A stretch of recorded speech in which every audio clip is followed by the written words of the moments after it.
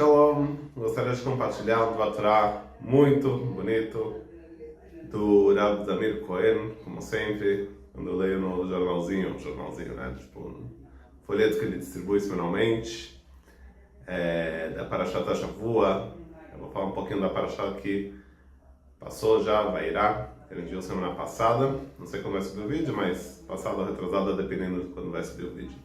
Também só um parênteses, que esse vídeo seja em mérito da tzlachá, do sucesso dos nossos soldados, que eles possam ir, voltar em paz, que a Hashem possa trazer os nossos sequestrados de volta para casa e curar todos os nossos feridos e acabar com todo esse terrorismo e mal no mundo. Então, continuando, ele traz uma coisa muito interessante que está escrito, que é o seguinte: quando Avraham Avinu, ele está lá esperando para fazer chesed, bondade, e ninguém passa até que Hashem vê que ele está sofrendo por não ter ninguém ali para ele poder ajudar. Ele manda 3 malachim, 3 anjos na forma de humanos.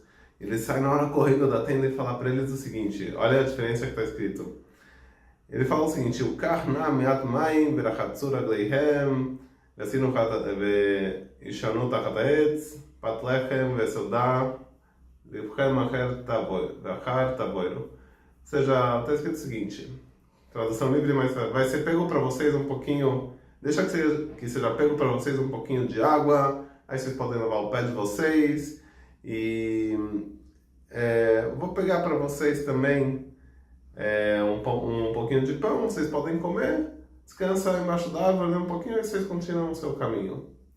Mas ele poderia ter falado isso de uma outra maneira. Se ele tivesse falado também, olha, a gente vai dar para vocês um pouco de água, e vocês vão lavar os seus pés, e eu vou dar para vocês também pão, um pouquinho de pão, vocês podem se satisfazer, depois descansar, etc. Então, qual a diferença nessa forma que foi falada? Porque ele falou de uma forma mais passiva do que ativa. A gente vê esse dikduk, né? Que é essa análise mais pontual da gramática aqui. Então, por que Avraham Avinu falou de uma maneira e não de outra?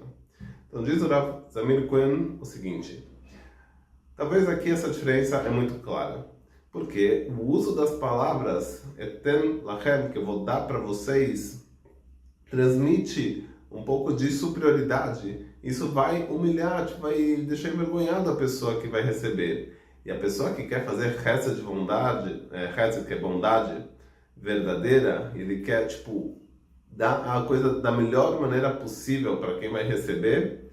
Ele tem que procurar todos os jeitos possíveis para causar aquele que vai receber uma melhor sensação possível, não que ele se sinta envergonhado na hora que ele vai receber a ajuda. Então daqui a gente aprende uma coisa muito importante, que a gente tem que aprender um fundamento grande para a nossa vida, em todas as transmissões, conversas que a gente vai fazer. A gente tem que medir, pesar todas as nossas palavras. É difícil, falo para mim mesmo, as pessoas acham que quem fala, às vezes tá aqui a pessoa falando que ele sabe, não, vale pra gente mesmo. Ele tem que pensar como as coisas que a gente vai falar vai ser recebida pela outra pessoa. Então, a gente tem que pensar e daí sim executar a fala da maneira que as palavras que vão sair da nossa boca da maneira melhor possível. Por exemplo, uma relação de empregador e funcionário. Para o funcionário é muito melhor escutar uma bikoret, uma crítica do seu empregador da seguinte maneira: fala assim, olha, eu valorizo muito o seu trabalho, que você tenta chegar sempre no horário, mas gostaria que você fosse um pouquinho mais organizado. Do que falar, olha, você não faz nada direito, você fala o quê, olha como está tudo. Ou seja, a mesma mensagem, só que a maneira que foi falada faz um mundo de diferença. Outros exemplos, a gente pode ver também na educação das crianças isso. São várias áreas que dá para aplicar.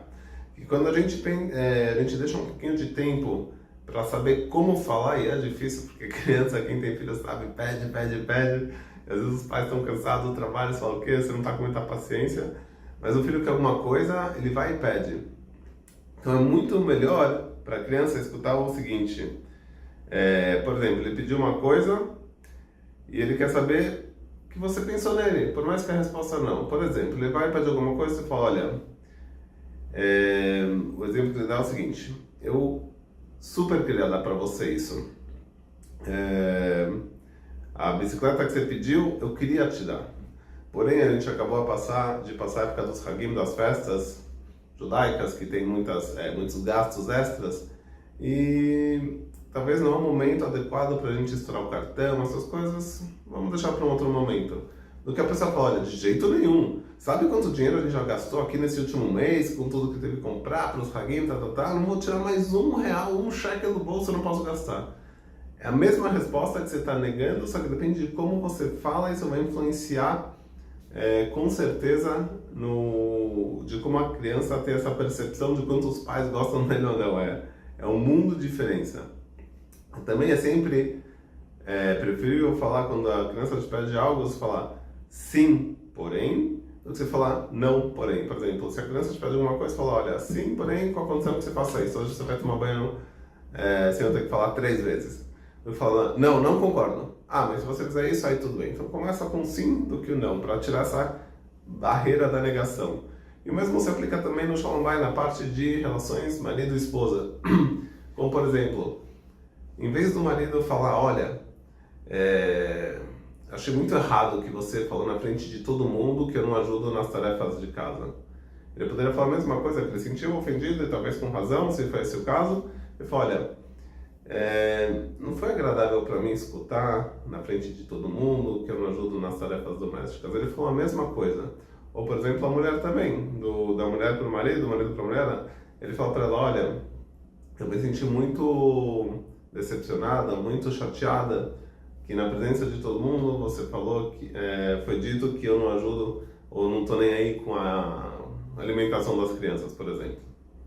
Ou seja, é muito melhor você explicar o que é caché, o que é difícil para você, do que já falar, você está errado. É difícil, super difícil, mas a gente vê aqui a diferença de como a comunicação faz uma diferença brutal nas relações humanas.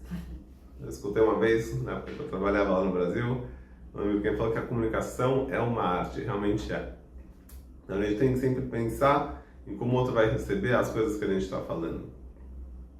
Para finalizar, a gente vê que está escrito em Mishlei, em Provérbios, diz Shlomo Amelech, rei Salomão, que Haim v'Mavet be'ad lashon, Mavet Haim be'ad lashon, que a vida e a morte estão na ponta da língua, porque às vezes as pessoas podem passar. A vida depende se eu estou com um remédio na mão, a morte se eu vou estar com um revólver na cabeça do outro, ele vai morrer, não tem nada a ver.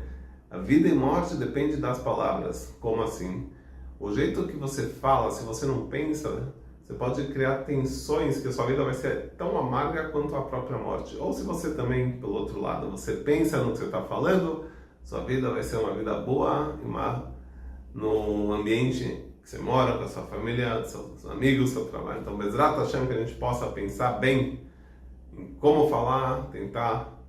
É difícil, né? Às vezes, microsegundos, alguém vem, e você já quer responder.